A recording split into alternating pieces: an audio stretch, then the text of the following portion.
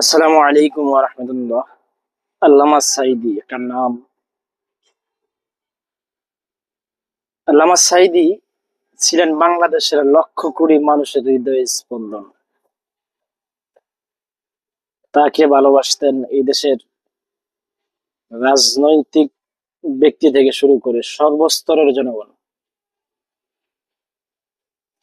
আমাদের দেশের যারা তার বিরুদ্ধে দল করত, শুধু জামাত নয়, অন্যান্য দলের অধিকাংশ মানুষই তাকে ভালোবাসতেন। সেই আল্লামা সাঈদী 14 আগস্ট 2024 সালে শহীদ বরণ করেন।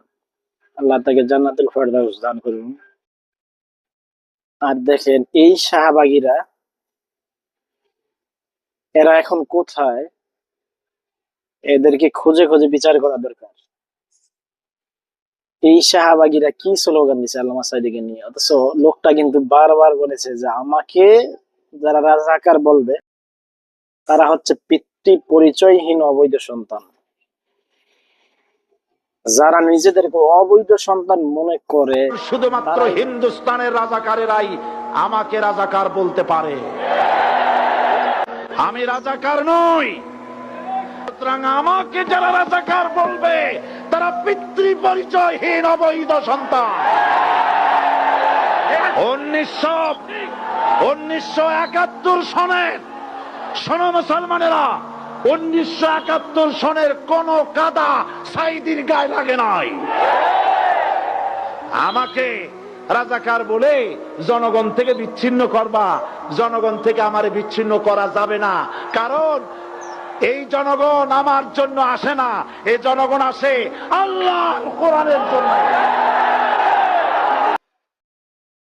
একজন আলেম, এত বড় একজন আলেম, আমি নিজে আলেম হয়ে বলতেছি, আলেম যদি কখনো খারাপ কাজ করে তাহলে আল্লাহ তাআলা তার দ্বারা কোনো খেদমত নেয় না ইসলামের।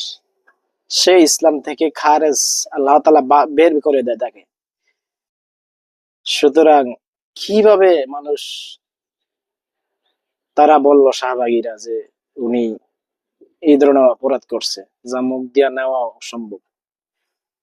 আল্লাহ এর ফায়সালা একদিন করবে ইনশাআল্লাহ। দুনিয়াতে তোমরা বেঁচে গেলেও আখিরাতে দেখবে তোমাদের কি পরিণতি হয়।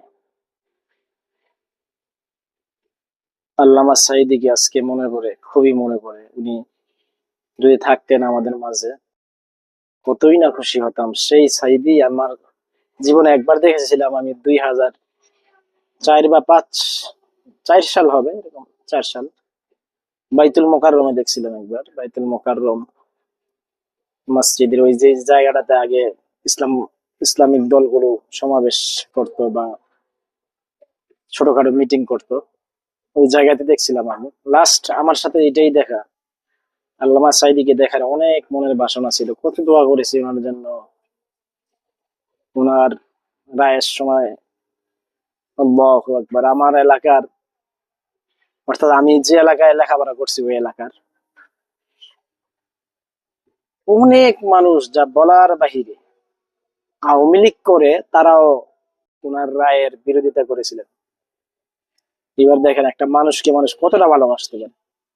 আর তোদের মতো শাহবাগীদের কেউ ভালোবাসে না। তোদেরকে হাসিনা কুকুরের মতো কিছু বিরিয়ানির প্যাকেট দিয়ে খাড়াইছে তোদেরকে। তোদের ইহকালও গেছে, পরকালও ইনশাল্লাহ যাবে। আসসালামু আলাইকুম।